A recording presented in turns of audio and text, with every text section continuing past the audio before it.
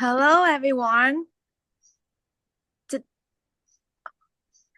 Welcome to today's debate, where we will explore two significant global phenomena are shaping the modern world.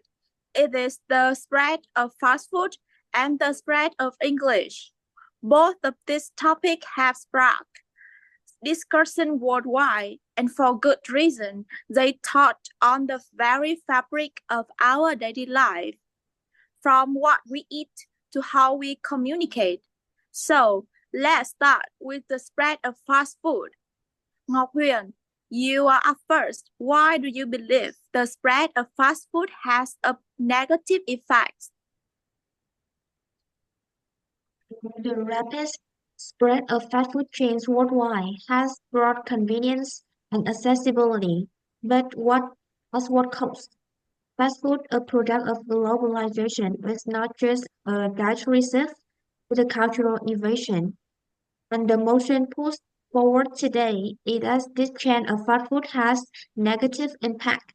Today, I propose two arguments in context of culture and health to support this. First, cuisine are integral to identity of community, reflecting their history, tradition, and social practice. However, the dominance of fast foods alter the traditional food, leading to erosion of culinary diversity. Second, fast foods promote eating culture, prioritizing speed and uniformity over the rich communal dining experience in many local traditions. You know, traditionally, the family members have a meal together and in a cozy atmosphere, but with fast foods, we just need a short time to complete eating, and we don't need the bowl, the chopstick, or some dish to usually use for the meal. And the loss of family recipe, unique cooking technique of the food market is not just a trend, it's a cultural one. Moreover, the marketing of fast foods often target young generation, influencing their taste and preferences. This is endangers the transmission of local food heritage, leaving future generation disconnected from their roots. Argument number two. Argument number two concerns health. Fast food is calorie dense, often served in a large portion, and typically high in trans fat, sugar, and sodium. Regular consumption contributes to excessive calorie intake, leading to weight gain, obesity, and increase the risk of disease such as heart disease or stroke. A study published in The Lancet found that individuals who consume fast food more than twice a week have 15% higher risk of developing obesity and insulin resistance. Additionally, research from American Heart Association highlights that high sodium intake common in fast food can raise blood pressure, increase the risk of dangerous diseases. This finding underscores the significant health risks linked to a frequent fast food consumption. Now, let's listen to the opposite idea of Vietnam. Thanks, Ngọc Huyền is the strong point to two main arguments of negative sides. And now let's hear from Việt Hằng. Why do you believe the spread of fast food has the positive effects? Wai Huyên has presented the negative aspect of fast food. I'm here to highlight the undeniable advantages that the spread of fast food brings to our society. Never has convenience been so crucial in our fast-paced lives. Never have we had access to such a variety of meals at our fingertips. Fast food is not a chain, it is a response to the needs of modern living. And today I propose three compelling arguments in favor of the fast food phenomenon. Three arguments that illustrate its positive impact on our daily lives. Before I delve into the points, let me ask you what benefits arise when we embrace the convenience and accessibility that fast food offers. The first advantage is convenience. Fast food provides quick meals for busy individuals and families, showing precious time in our hectic schedule. Isn't it essential that we have options that allow us to enjoy a meal without lengthy preparation? And the second benefit is economic opportunity. The fast food industry generates millions of jobs worldwide, from entry-level positions to management roles. Think of the livelihoods supported by the industry. These jobs contribute to local economies and provide financial stability for families. And finally, let's consider the evolving menu options. Many fast food chains are now offering healthier choices, catering to the growing demand for nutritious meals. And in conclusion, while there are criticisms of fast food, we must also appreciate its role in providing convenience, creating jobs, and promoting healthier options. The first, other spread of fast food is not the phenomenon, it's a positive force in our lives. Thank you. Thanks, Việt Hằng, to give three main arguments of the opposite sides. So we've heard how its convenience and global reach can bring people together over shared tastes, while also feeling concerned about public health, environmental sustainability, and local food culture. So we move to the next topic of the debate of Hoang Tuấn and Lam Giang. Hoang Tuấn, you are up first. Why do you believe the spread of English has negative effects? And Lam Giang? Lam Giang?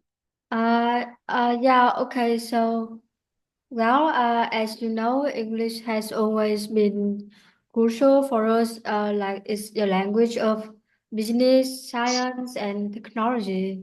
But I want to argue that there are also some negative drawbacks of it. Firstly, it may become lead to the erosion of linguistic diversity. Well, English is a primary language of communication, but because of that, many smaller languages may be at risk of extinction. People may not even care to understand or learn about other different languages. So yeah, it's kind of alarming. And secondly, we have also the cultural influence of English. It can overshadow local traditions and values, and which can lead to a homogenization of cultures. Some children may have to study too much English, yet they may neglect their own language and culture, and future generations may not be connected to their roots. In the listening task we done, a speaker also emphasized that English may overpower and destroy local culture, local language, local custom, local food, and even local notions of how people live. Thirdly, we have the pressure to learn English. Well, some students may not be good at learning languages, so if they have to learn English as a compulsory subject, it can create additional stress for them, especially in countries where English is not the native language. So this can hinder the academic performance in other subjects. Furthermore, I want to add that there is also language anxiety. Mm, Unlike some confident students, some people may have worry or fear when they speak English, especially in front of others. So, as a result, they can have some hindrance in language acquisition and a reduction in their self-confidence. Yes, thanks, Lam Yang, for your arguments. This very strong bonds. Now let's hear from Huang Tuấn. Why do you can you give the statement why you believe the spread of English has a positive effects?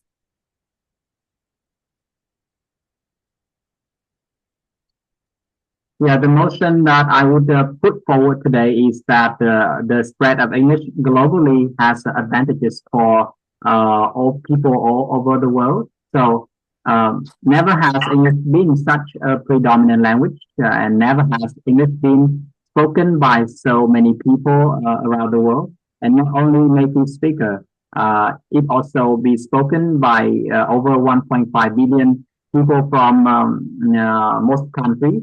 So today, I propose three arguments in favor of the spread of English, and three arguments to consider, three arguments that prove the positive effects of this trend. So before all of that, let me ask you, what benefits would it bring on the table when all the people on earth speak the same language? So the first upside, dear audience, is that English is now considered a global lingua franca, and English serves as a common language for people from different parts of the world with different linguistic backgrounds. And the more expressed, the more international communication is promoted, and it enhances the exchange in many aspects of life, like a commercial, like culture, like academy, and like in business. So the second advantage is that it helps enhance the job prospects worldwide. Proficiency in English help workforce to access to labor markets in multiple countries, which use English as the working language. And um, yeah, and it aid individual to find the appropriate jobs for themselves. And just think about talented workers. Think about the higher income that they can reach, and think of the career summits that they can achieve in their life with the command of English language. And I guarantee that the spread of English will offer much more benefits for people all over the world.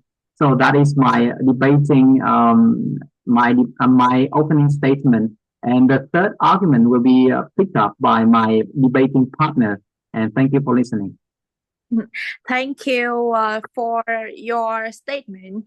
And on the topic of the spread of English, the debate highlighted its values as a tool for global communication, education, and opportunity for career.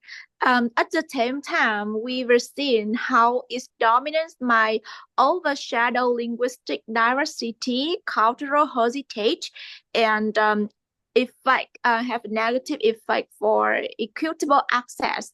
So thank you to all our debates for presenting such compelling and thought-provoking arguments.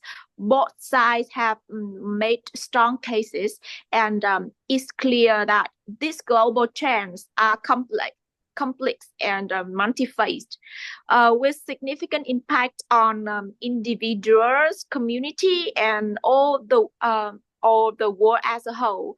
So, in conclusion, the key takeaway is that balance is crucial, right?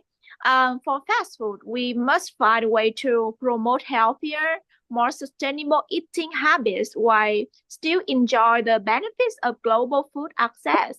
And for English, we need to find way to preserve and celebrate local language and cultures, ensuring that English doesn't overshadow or diminish the rich diversity of the world languages. And thank you for your listening the debate today. Bye.